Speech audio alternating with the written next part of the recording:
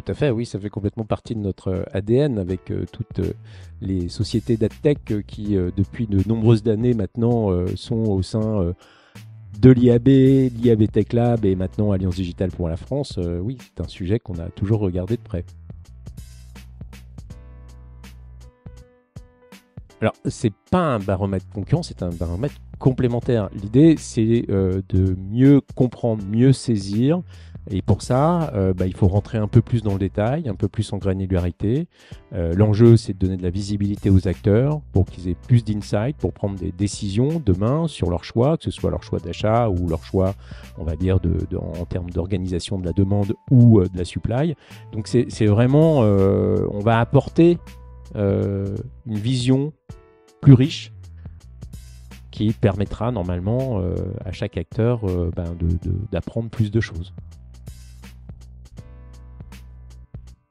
Alors je tiens juste à préciser que la baisse qu'on voit aujourd'hui est quand même très liée à la conjoncture, hein. C'est un phénomène qu'on a commencé à observer dès mai-juin de l'année dernière, donc dès les premières soubresauts de la guerre en Ukraine. Et évidemment, la conjoncture ne s'améliore pas vraiment, donc on voit bien que ça impacte l'ensemble du programmatique. Mais la bonne nouvelle, c'est qu'en effet, il y a des formats émergents qui, eux, résistent très bien, font même plus que résister, puisqu'ils sont toujours en croissance. Et c'est plutôt une très bonne nouvelle pour l'ensemble du programmatique, puisque ça veut dire que demain, d'autres formats pourront émerger. On ne le regarde pas ici, mais nous, en tout cas, on travaille dessus à l'Alliance Digitale. Il y a le programmatique DOH aussi, qui demain serait intéressant à regarder.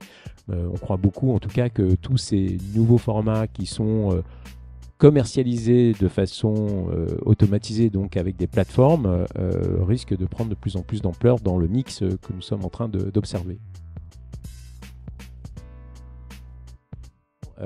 Notre marché est en perpétuelle transformation. Voilà, donc que ce soit la tech, que ce soit les annonceurs, que ce soit les régies, que ce soit les éditeurs, en fait tout le monde subit cette transformation. C'est une transformation qui est à la fois liée aux évolutions et aux innovations technologiques. C'est aussi une transformation qui est liée maintenant aux enjeux climatiques.